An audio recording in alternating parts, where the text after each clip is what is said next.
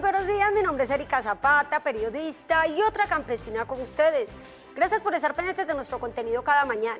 Bienvenidos a la finca de hoy. En esta ocasión los saludo desde este predio que se llama El Clavel, en el municipio de Ciudad Bolívar, suroeste del departamento de Antioquia. Se dedican sobre todo a la producción de café, alrededor de 260.000 árboles de café hay en este lugar. Y miren, aquí se viven las diferentes experiencias del café. Bienvenidos al capítulo de hoy.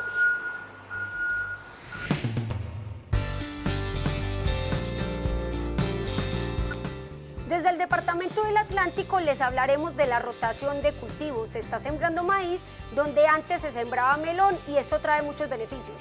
Los detalles en la finca de hoy.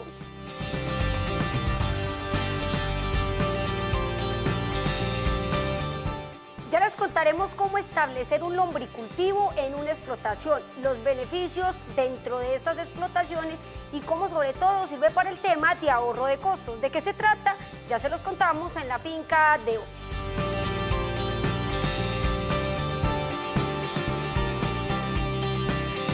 Aunque se ha dicho tradicionalmente que la ceba es un trabajo de la ganadería extensiva, conocimos un productor que asegura cebar 50 animales en escasos 120 metros cuadrados. ¿Cómo lo hace y cuáles son los beneficios? Ya se los contamos.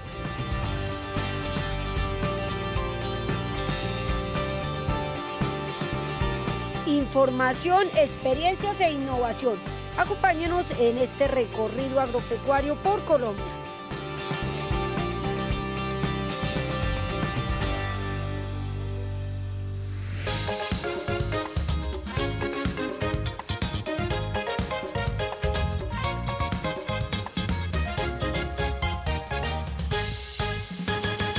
Dos premisas rigen el trabajo diario en la finca Puerto Rico, ubicada en el municipio de Malambo Viejo Atlántico. El primero de ellos tiene que ver con mantener los rendimientos y la rentabilidad del cultivo del melón, y el segundo, no agotar por sobreexplotación la fertilidad del suelo. Para ello, su principal aliado es el cultivo de maíz bajo dos variedades, el maíz dulce y el maíz cruzado o híbrido. Esta tierra ya no la estamos trabajando con melón y quedó el sistema del reguido de melón. Nosotros hicimos el experimento con el maíz, pues. Y nos está dando buen resultado. En el follaje, como ustedes pueden ver acá, pues, es un color diferente, pues, que al de aquel. Allá se ve como color café y este de acá se ve amarillito, pues. La importancia de la rotación de los cultivos se demuestra con la utilización cíclica de los camellones en dos cosechas de melón y una de maíz, es decir, la misma estructura sirve para cultivar melón durante 90 días y maíz durante 70 días aproximadamente, dependiendo de la variedad del cereal. El más exigente como tal es el maíz híbrido, porque ese es el que más se ve en el mercado. Son 15 días menos que el maíz híbrido. El maíz híbrido se tarda un poquito más. El que nos genera más trabajo es el maíz dulce, porque ese es el que más plaga le cae y es el que hay que tratarlo más. Teóricamente, el maíz captura un 95% de nitrógeno edáfico, mejorando notablemente las propiedades químicas, físicas y biológicas del suelo, lo que además de ayudar en la preparación de la tierra que se utiliza en el cultivo principal, que es el melón, garantiza un ingreso económico extra al dueño del predio. La aplicación de insecticidas en los cultivos de maíz es proporcionalmente menor a la requerida por el cultivo de melón. El maíz llama mucho al gusano y desde pequeño hasta que haya la producción hay que estarlo fumigando contra el gusano, porque así cuando ya sale la mazorca, empieza el gusano también a atacar, y ahí es donde uno tiene que atacarlo para que no le caiga el gusano, pues. La utilización en el cultivo de maíz de los mismos camellones de donde se cosecha el melón, cubiertos por cierto de plástico, minimiza las labores culturales que naturalmente exigiría el cereal al cultivarlo de manera independiente. Por medio del sistema de riego se le hace la fertilización. Él, a los 5 días, él germina. Después de los 5 días que él ha germinado, uno le toma 15 días más para hacer el proceso de fertilización. Y se fertiliza cada 3 días, con nitrógeno, fósforo y potasio. El maíz obtiene del aire y del agua 3 nutrientes esenciales no minerales, el carbono, el oxígeno y el hidrógeno. Puntualmente el plástico regula la aparición de arbences que finalizando la cosecha del maíz son aprovechados como materia orgánica que también nutren el suelo. La infraestructura que se remueve cada 5 meses para voltear la tierra y volverla a preparar minuciosamente potencializa la rentabilidad de la finca al ahorrar dinero, herramientas y mano de obra. Erika y televidentes, buenos días desde la ciudad de Manizales. Hoy nos encontramos en la Hacienda La Florida, una finca ganadera que trabaja con energía 100% renovable, 44 paneles solares que abastecen todo un sistema productivo, desde las cercas eléctricas en los potreros hasta el ordeño mecánico y el tanque de enfriamiento. Veámoslo a continuación.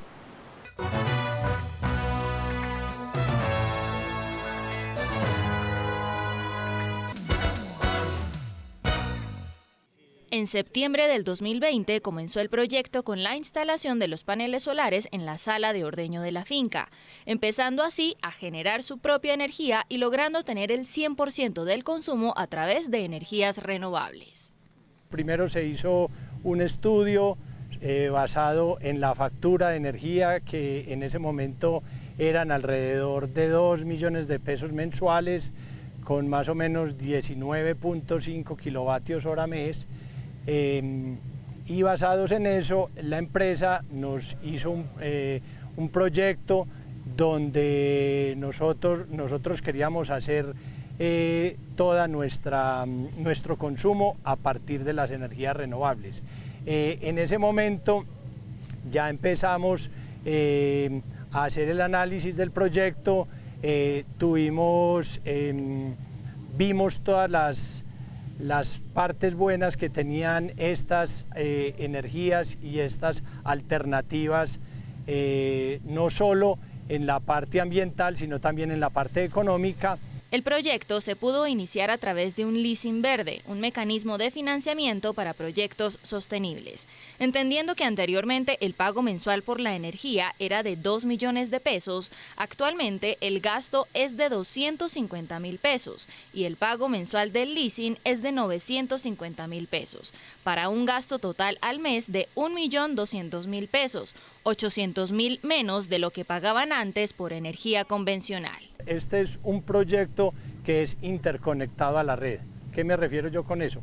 Que nunca vamos a usar ni baterías, ni vamos a estar, o sea, si aquí la energía se cae o se va la luz, pues como normalmente decimos, también se va la luz, o sea, los paneles inmediatamente salen del sistema. ¿Por qué? Porque si los paneles siguen produciendo energía y la seguimos consumiendo, esa energía se puede ir por la red y si hay alguien haciendo algún arreglo en alguna parte se puede electrocutar. Entonces este es un modelo que automáticamente se va la luz, los paneles se desconectan. A las 6 de la mañana, cuando sale el sol, se empieza a producir la energía y durante todo el día hasta las 6 de la tarde los paneles siguen produciendo. El sistema de energía renovable abastece todo lo que funciona en la sala de ordeño: la iluminación, las 2 puertas de entrada a la sala, el equipo de ordeño mecánico de 6 puestos, las 12 puertas neumáticas de entrada y salida de cada puesto, el tanque de enfriamiento, además de una pequeña sala donde elaboran productos como quesos y yogures. Habrá horas del día donde no nos consumamos toda la energía, entonces en esos momentos esa energía es inyectada a la red y a través de un medidor bidireccional él mide tanto la energía que entra como la energía que sale, y ya al final de mes la empresa de energía lo que hace es los cálculos de qué tanta le inyectamos nosotros a la red, qué tanta nos consumimos, y ahí se hace el balance para saber la energía que le debemos a ellos o que incluso ellos nos deben a nosotros, porque nosotros nos convertimos ya en un proveedor de energía a la empresa y ellos ya nos pagan lo que en determinado momento sobre. Mediante el sistema de energía renovable en la finca, buscan reducir la huella de carbono tratando de llegar a carbono cero, acompañando la estrategia, por supuesto, de pastoreo, árboles, corredores biológicos y setos arbóreos y arbustivos. Esta energía que se produce con los paneles solares no entra, como creen muchas personas, o al bombillo, o al tanque, o al equipo de ordeño, no, esto entra a todo el sistema. Esto produce energía para todo el sistema, independiente del aparato o del bombillo o de lo que esté consumiendo energía en ese momento. El uso de energías limpias en conjunto con las buenas prácticas ambientales ayuda a mitigar el impacto ambiental que muchos les atribuyen a las explotaciones ganaderas, generando no solo sostenibilidad en el medio ambiente, sino sostenibilidad económica para el ganadero y su producción.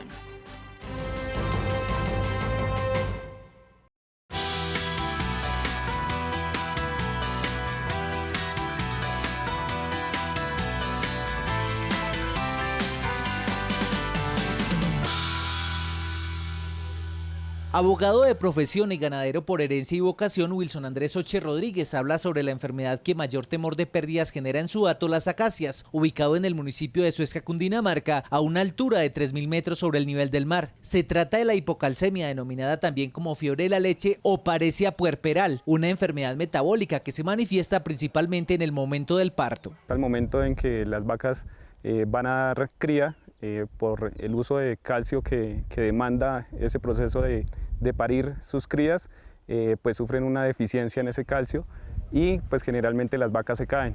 No tienen un proceso de parto muy normal, muy tranquilo, sino dan cría y de inmediatamente se siente el síntoma de como cansancio, como de muy caída, hasta el punto de llegar ya prácticamente de caerse totalmente al suelo.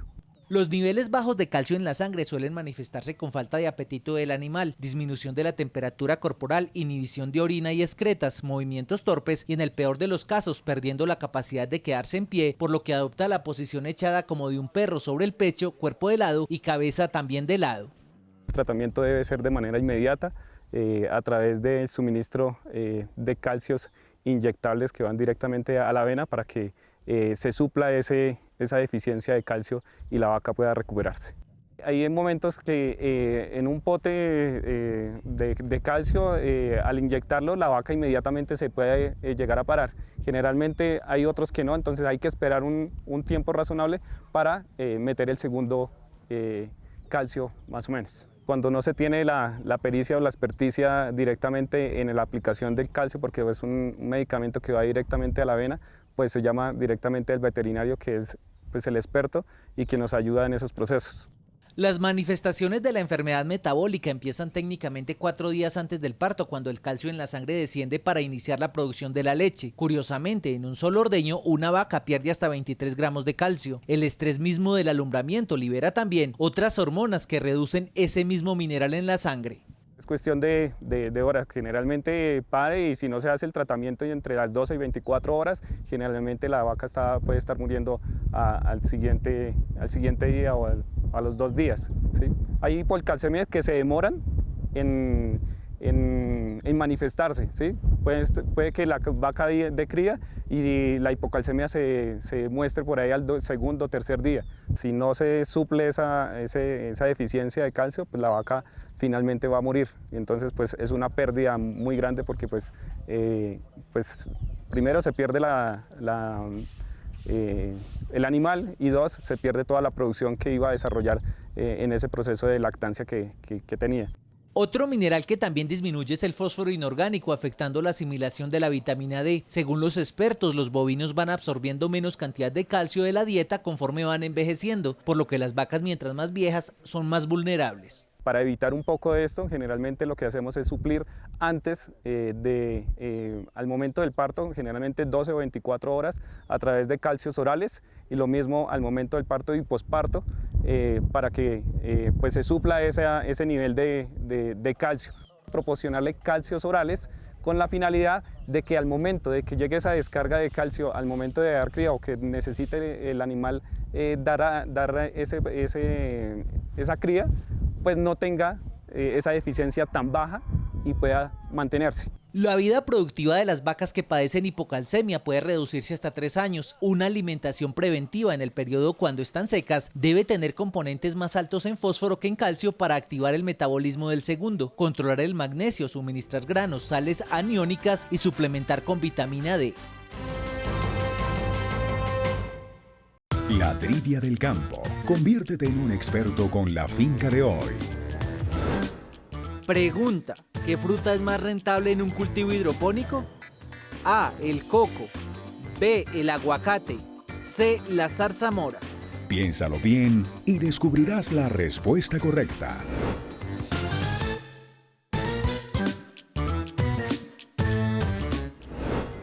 Pregunta: ¿qué fruta es más rentable en un cultivo hidropónico?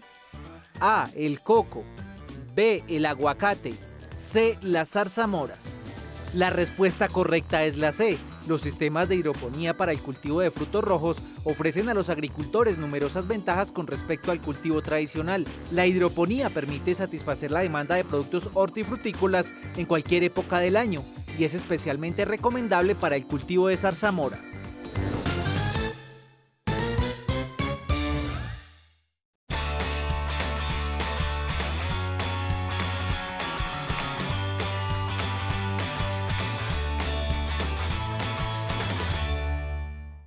Los lombricultivos se han convertido en una alternativa sostenible, multipropósito y de economía circular en la agricultura a nivel mundial. En esta finca del municipio de Subachoque, en Cundinamarca, hace 2 meses, Félix Claros comenzó a reproducir lombrices con 2 propósitos en mente. El primero, obtener con ellas alimento para las gallinas ponedoras y así bajar el suministro de concentrados.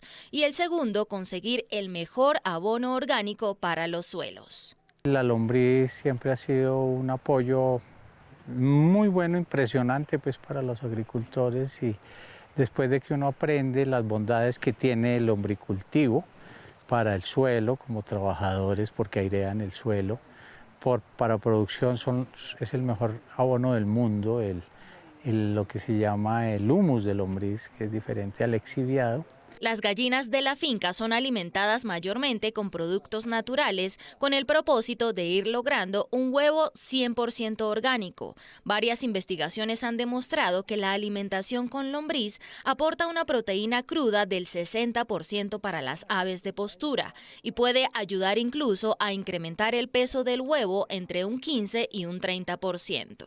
El mantenimiento de las gallinas para el nivel proteínico, que es lo que les hace falta para que el huevo y la postura se sostenga. Entonces nosotros aquí ya estamos haciendo la prueba de mantener poquito a poco las gallinas con lombriz, se multiplican a gran velocidad, y pues para mantener en este caso 40 gallinas o 50 gallinas, imagínate las camas que tiene uno que hacer para estar sacando. Mínimo le pongo yo 1 libra de lombriz diario. Los avicultores, que vienen manejando desde hace años la estrategia de alimentación, indican que las cantidades oscilan entre 85 y 100 gramos de lombriz diarios por gallina, que equivale a unos 10 gramos de proteína, más del 50% de lo que necesitan las aves en su dieta. El hecho de que tú puedas alimentar las gallinas con lombrices te va a dar un valor agregado al huevo, porque es que la proteína ya directa, como decimos nosotros, aquí no se trata de molerla, secar la lombriz y molerla para... Eso ya es como más semi-industrializado. Aquí nosotros le echamos la lombriz animales vivos. Pues toca llegar a buscar una tabla para estandarizar cuántos gramos de lombriz, cuántos gramos de maíz, cuántos gramos de material vegetal, en este caso desechos de la huerta y pasto de corte. Una de las grandes ventajas de utilizar la lombriz cruda como alimento para las aves de postura es la posibilidad de poder reciclar el estiércol de las mismas gallinas, disminuyendo así el impacto ambiental negativo que tiene este tipo de desechos. en este caso consiguiendo además un abono completamente orgánico para los cultivos de hortalizas que se siembran en la finca. El manejo que Félix tiene con el lombricultivo consiste en aplicar semanalmente microorganismos eficientes, estiércol y residuos orgánicos. Aquí se le echan todos los desechos de comida, de cocina, material vegetal le echo a veces cuando guadaño por acá cerca, le echo lo que sale de la viruta de las gallinas cuando se le cambia, porque pues es material seco, material verde, LM y los desechos de cocina. Se le echa boñiga, no tan fresca de estiércol de lo que es de vaca o aquí le eché de caballo, de un burrito que tengo ahí arriba y algo de vaca, ya un poco reposado. Y con eso iniciamos el pie de cría aquí. Al ser un lombricompost estático, a los 6 meses, el productor puede sacar lo que se encuentra en la parte de abajo, mientras que lo que está en la parte de arriba se mantiene para iniciar nuevamente el proceso y seguir alimentando el lombricultivo con los diferentes desechos. El abono que se extrae es considerado el mejor fertilizante que existe para los suelos. Ayuda a mejorar su estructura física, volviéndolo resistente a la erosión e incrementando la capacidad de retención de agua.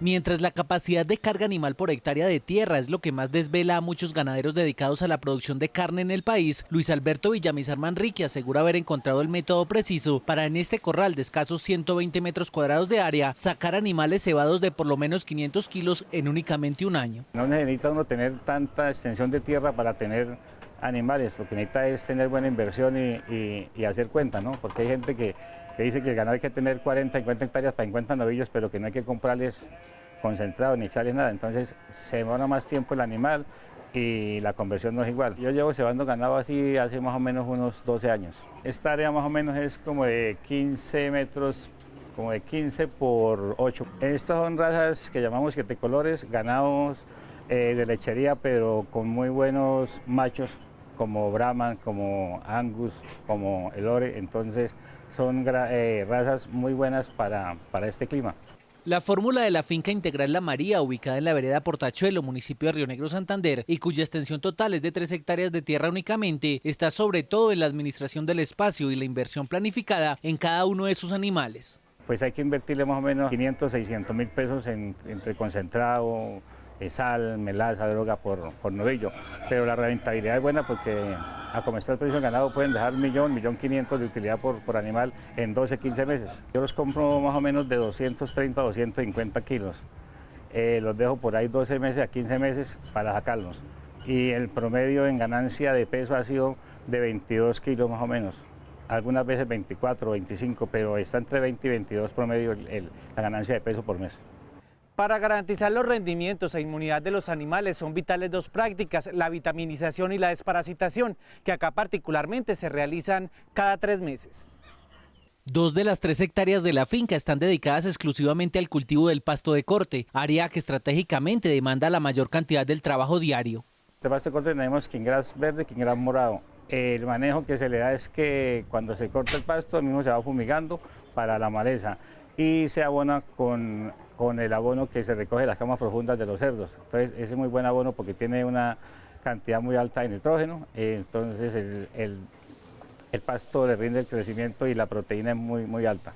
El pasto de corte lo han cortado el día anterior y lo pican tipo 6, 7 de la mañana, están racionando más o menos a las 10 de la mañana, ahora está entrando el ganado acá a comer.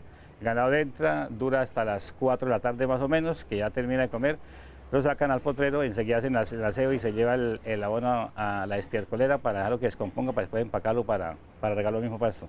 En el potrero, que es escasamente media hectárea de tierra, los animales pasan unas 16 horas pero sin mayor actividad, puesto que en el establo ya se han consumido por cabeza unos 8 kilos de forraje picado y una cantidad similar de otro tipo de suplementos. Ellos aquí salen llenos y duran en el potrero por ahí la noche y no se mueven porque están llenos, entonces la conversión es muy buena también a raíz de eso, que el ganado está caminando para lado y lado. Yo compro un suplemento que se llama el polvillo, que es un derivado del trigo, en una harinera en Bucaramanga. Entonces él se le moja y se le echa revuelto con melaza, y aparte de eso se prepara un concentrado con ese mismo polvillo, con maíz y torta de soya, sal, melaza, azufre, y eso les ayuda para complementar la dieta de ellos. De acuerdo con los cálculos de nuestro entrevistado, para cebar el mismo número de animales únicamente en pastoreo, necesitaría de por lo menos un área de 50 hectáreas de tierra, ahorrando plata en el presente, pero sacrificando tiempo y rendimientos en las ganancias de peso a futuro, según él.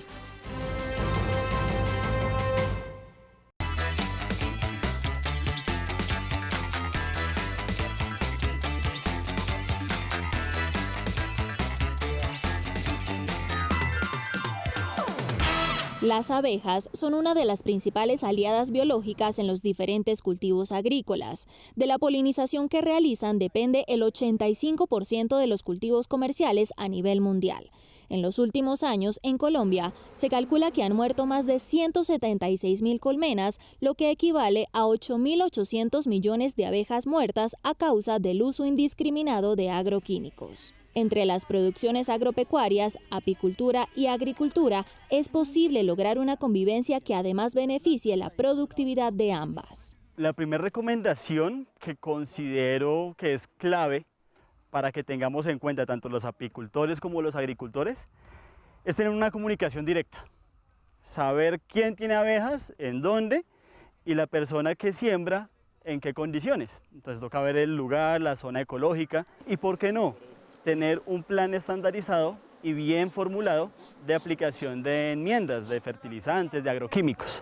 Uno de los componentes más preocupantes para la industria apícola es el fipronil, un ingrediente que está presente en muchos de los agroquímicos utilizados en los diferentes cultivos. Cuando hacen enmiendas tradicionales o una dosificación tradicional de insecticidas o de herbicidas, la hacen por costumbre, no porque lo necesite tanto el cultivo.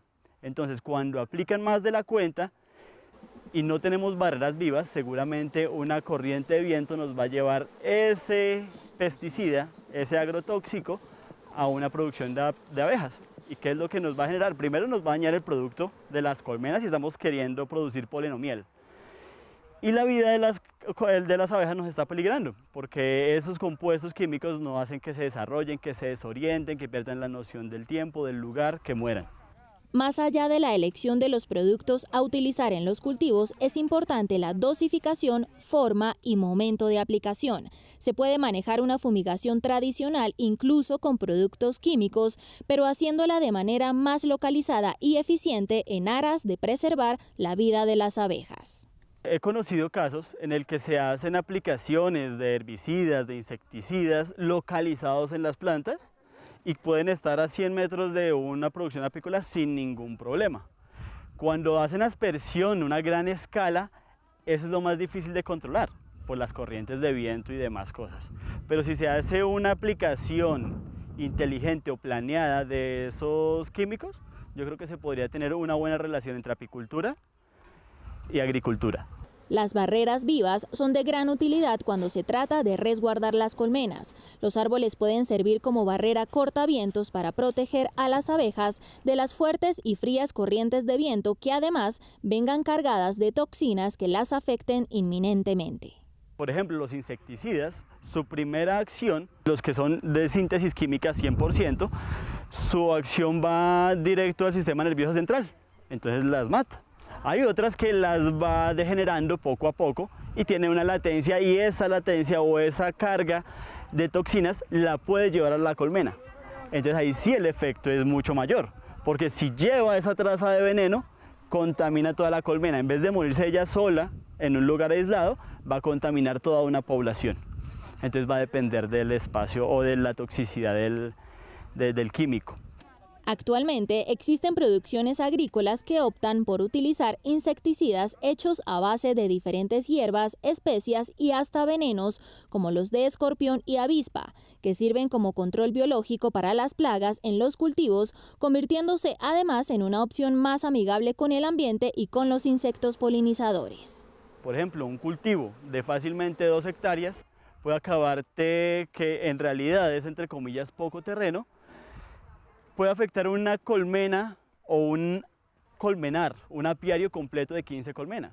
Y si decimos que cada colmena puede tener de 50.000 a 100.000 habitantes, ya matamos 1 millón de abejas. La agricultura orgánica es sin duda una de las vías más eficientes hacia la preservación de la salud humana, el medio ambiente y la vida de las abejas. La utilización de productos biológicos permitiría que las abejas puedan volver a visitar las flores de los cultivos que antes eran manejados con químicos y polinizarlos.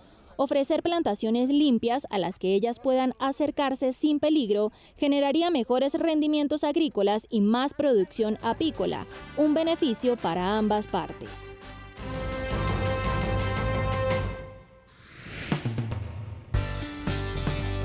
Al regreso, conoceremos un modelo de huerta orgánica que cualquier persona puede establecer aún en pequeños espacios. Y hablaremos de los retos productivos que enfrentan los pescadores artesanales y cuál es la importancia económica de esta actividad. Ya regresamos. Continuamos con nuestro recorrido agropecuario.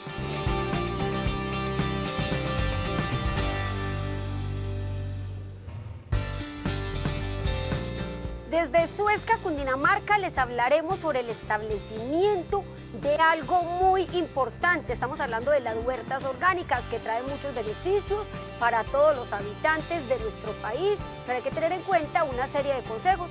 Ya les damos todos los detalles en un momento.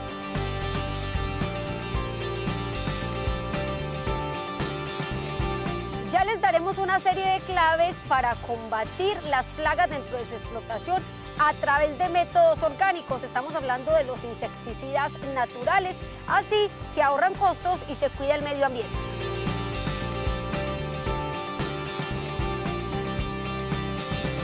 Nuestro compañero periodista Nelson Suaza nos hablará sobre los beneficios de la pesca artesanal, la cual es productiva y rentable. Todos los detalles en la finca de hoy. Continuamos con este recorrido agropecuario por Colombia.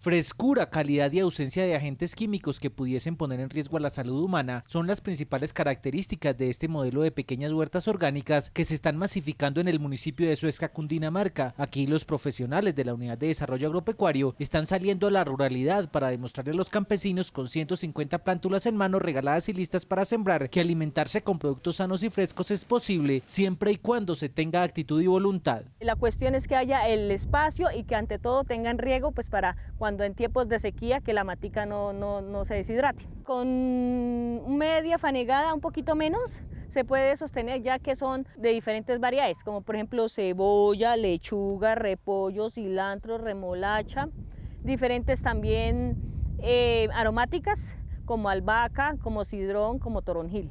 Todo empieza con calcular las necesidades de consumo, es decir, identificar esas plantas y frutos que sean vitales en la alimentación diaria de los miembros del hogar y que la tierra, por sus condiciones climáticas, esté en capacidad de producirlos. Con esos datos, el propietario del predio debe proyectar el área que necesita para la huerta y el tamaño específico de cada cultivo. En este modelo en particular, el producto más consumido es el maíz, razón por la que es precisamente el cultivo que mayor área ocupa. Entonces hay sembrado 1 kilo, lo cual se llega a estimar que la producción va a ser un bulto en mazorca o puede ser una carga ya en maíz maduro.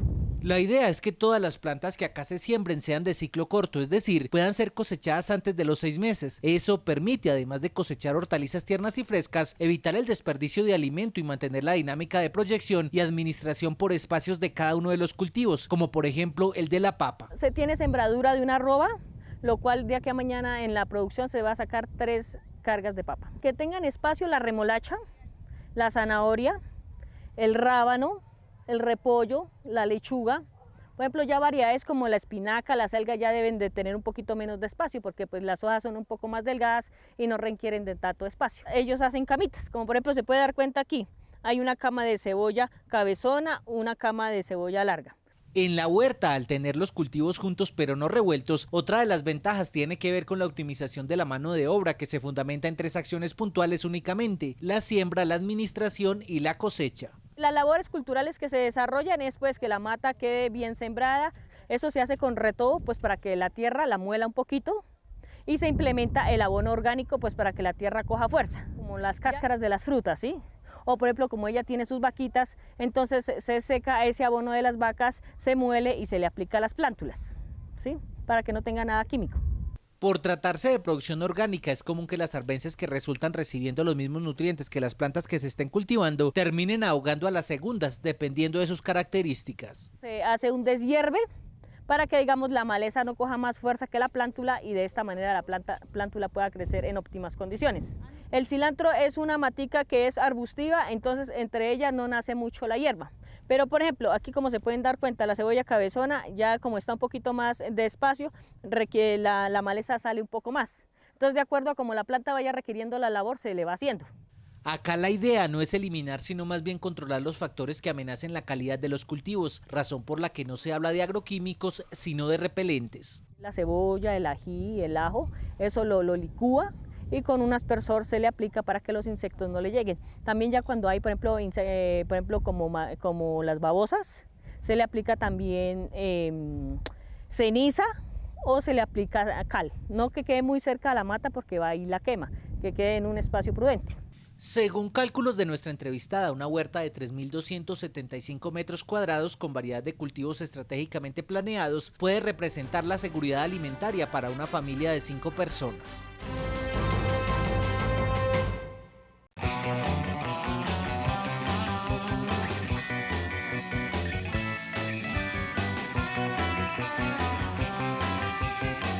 Con hasta un 40% de rentabilidad, Rodrigo Gómez Hernández asegura estar produciendo mojarras o tilapias rojas de hasta 500 gramos en escasos 5 meses y medio. Su única dificultad en el año que lleva como piscicultor estuvo relacionada, según él, con el notable incremento en la factura de la energía eléctrica tan pronto como instaló los blower iniciando la explotación. Por los altos costos, a los pocos meses decidió remover todo el sistema de oxigenación de sus estanques. El agua tiene un sistema mínimo de recirculación con una motobomba, que son unos motores pequeños que se utilizan para acuarios, pero mueven 1.200 litros por hora.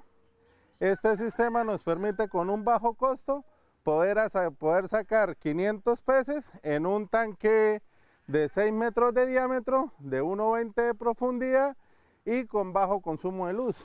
La oportuna decisión de acudir a pequeñas bombas de acuario bajó su factura de la energía eléctrica hasta en 500.000 pesos por mes. Adicionalmente, instaló varios paneles solares y decidió reorganizar la cantidad de peces sembrados en cada estanque. Ahorita pues por toda la finca me llegan más o menos 220.000 pesos. Comenzamos pues con un modelo con un sistema de aireación, con un blower, pero este sistema consume muchísima luz, especialmente pues cuando aquí no hay sino una línea monofásica. Esto trabaja 110 y él consume mucha electricidad. En un mes, solo trabajándolo de noche, me llegó el recibo de 700.000 pesos. Entonces no daba para mantenerlo. Y pues entonces lo que hicimos fue bajamos la densidad y comenzamos a hacer las pruebas y llegamos a un número que los pudiéramos sostener con el filtro y un pequeño recambio, una entrada de agua permanente muy mínima. La estrategia se ajusta perfectamente a la estructura de cada uno de sus estanques, los cuales resiembra cada 6 meses al cumplirse el ciclo de ceba. La calidad del agua es vital. Esos tanques están en una estructura de hierro, en tubería y malla electrosoldada, y están forrados en una geomembrana calibre 40, que los pozos tienen un sistema para acumular las heces de los peces en el centro y hay unas llaves que uno las abre para que los pozos se puedan drenar y sacar este exceso de material. Las heces, después de que ellos cumplen más o menos 2 meses de edad, ya se hace todos los días. Todos los días se drenan los pozos, se les abre la llave y se dejan por ahí 1 minuto corriendo el agua y ahí uno se da cuenta cuando ya el agua sale más limpia. En la finca Villa Sofía se cosecha mojarra roja cada mes. Los 6 estanques que se cultivan se siembran escalonados. La estructura en geomembrana resultó muy superior para el manejo de la explotación en comparación con los pozos tradicionales. Aquí hay un pozo grandotote, pero entonces la tilapia se reproduce mucho. Los alevinos de mojarra, ellos traen un proceso de regresión para que todos o la mayoría de los peces vengan en un solo sexo. Cuando nosotros mezclamos en las tilapias machos con hembras, ellas cuando llegan a un tamaño 10, 12 centímetros, ellas se comienzan a reproducir y dejan de crecer. Entonces la geomembrana, por cuando usted lo limpia, eso queda completamente limpio, tenemos la posibilidad de desinfectarlos en un pozo de tierra, usted lo puede secar, dejarlo, y inclusive usted, allí dejamos uno en cemento que había que lo utilizamos alguna vez, lo secamos completamente, dejamos de utilizarlo y una vez que se llenó para otra cosa, resultaron allá unas mojarras. En la cotidianidad, los mayores esfuerzos se centran en la alimentación y en el monitoreo de la calidad del agua, que se puede ver afectada, además de la cantidad discreta de los mismos peces, por la presencia de hojas de árboles, por ejemplo, que puedan caer. Se les da 3 raciones en el día, a las 6 de la mañana, a las 12 del mediodía y a las 4 de la tarde. El pH lo marca en colores, pero el nivel del pH debe estar entre 6 a 7 puntos, entre acidez y alcalinidad. Eso nos lo marcan unos equipos con unas gotas. Y los nitritos deben mantenerlos en ceros, máximo un punto en la medida, en las unidades de medida que trae el sistema que tiene para medirlos. Las mediciones de pH son realizadas los sábados cada 8 días. Las aguas resultantes de los recambios parciales y totales, de acuerdo con la frecuencia que se determine en los monitoreos, son utilizadas como abono en los cultivos de la misma granja.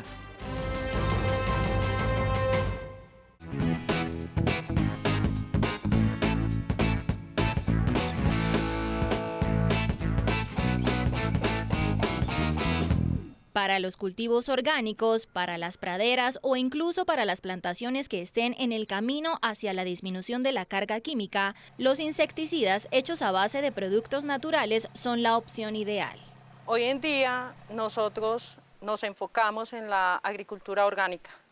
Hacemos distintas clases de mezclas con frutas, con verduras que se encuentran en nuestro mercado, para atacar enfermedades y insectos. María Edelmira Soto nos enseña a preparar paso a paso un insecticida orgánico que se puede aplicar a cualquier tipo de cultivo. Para la mezcla se necesita 2 litros de agua, 1/4 de jabón azul, 12 dientes de ajo o pasta de ajo, 5 ajís frescos y 5 cucharadas de alcohol industrial. Lo primero que hacemos es mezclar el jabón azul, que se pica en trozos o se deja en remojo la noche anterior. Nuevamente tomamos 5 pepas de ají o 5 frutas de ají, las picamos, las incorporamos en la licuadora, después agregamos el alcohol industrial y previamente el ajo. Esto se mezcla. Esta preparación se hace en 1 litro de agua previo para mezclar nuevamente las canecas de fumigación de acuerdo a 10, 20, 30, de acuerdo a la cantidad de fumigación que se vaya a necesitar dentro de la finca, para el distinto cultivo que vayamos a llevar a cabo. La mezcla se debe licuar hasta que se homogenice. Luego se cuela, quedando 1 litro exacto de la preparación que alcanza para 10 litros de agua, es decir, 10 litros de insecticida. Se recomienda empezar a utilizarlo luego de 24 horas. Al ser mezclas orgánicas, no generan ningún tipo de toxicidad. De aquí rendimos 10, 20 o 30 litros para las máquinas de fumigar en el cultivo, de acuerdo a la cantidad de plántulas que vayamos a fumigar y de acuerdo al tamaño de la plántula se nos irá a ir más o menos insecticida. Para una cama recién sembrada, pongámosle 15 días, de 30 metros, se irían más o menos 4 litros de preparación por cama. A medida que la planta va creciendo, entonces vamos avanzando. Puede que a la semana siguiente ya no son 4 litros, sino 6 u 8, dependiendo del tamaño de la planta. Ahora bien, al ser un insecticida natural, también le preguntamos a María Edelmira cada cuánto debería aplicarse en los cultivos. Depende del tiempo, porque cuando hay lluvias, la cantidad de babosas se nos van incrementando. Entonces, las aplicaciones del ajuají, de este insecticida, tienen que ser más rápidas. Pero si estamos en verano, podemos moderar. De acuerdo a lo que el técnico esté revisando o el control fitosanitario nos esté avisando en el cultivo, se están haciendo las aplicaciones para que no nos vayan a ganar las plagas y las enfermedades. En temporadas de invierno, lo recomendable sería hacer aplicaciones cada 8 días y en verano cada 15 o 20 días. El uso de este tipo de preparaciones naturales disminuye el riesgo de que los insectos o parásitos desarrollen resistencia. El ají nos ataca los ácaros, todo lo que son las arañas. Y el ajo nos ataca lo que son los moluscos, las babosas y los caracoles. El jabón azul es un pegante. O sea, él permite que el ají y el ajo se peguen en la planta y permanezca un lapso de tiempo más duradero durante la planta, y así cuando llega el insecto o la babosa, al comer, pues ellos inmediatamente 2 o 3 horas después mueren. El uso de estos insecticidas nos dan una economía a los agricultores. El día de hoy los insumos agrícolas están muy costosos, no tenemos a la mano el dinero para comprar 1 litro de insecticida y de hecho no es bueno. En estos momentos ya tenemos que estarnos enfocando hacia la parte orgánica. Si el insecticida se va a almacenar, debe hacerse en un recipiente tapado y refrigerarse en la nevera.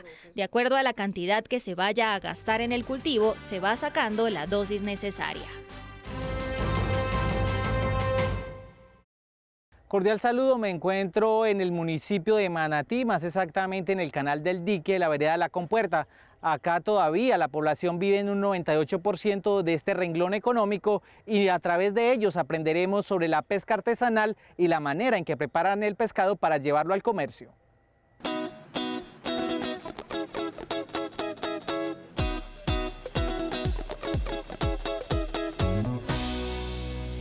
Nostálgicos por lo que representó en los años 90 el embalse del Guájaro como despensa piscícola del norte del país, los pescadores de los 3 municipios que lo circundan, Sabana Larga, Repelón y Manatí, se resisten a desaparecer por causa de los cultivos, manteniendo, aunque con menor intensidad, las prácticas de las 2 principales modalidades de su pesca artesanal.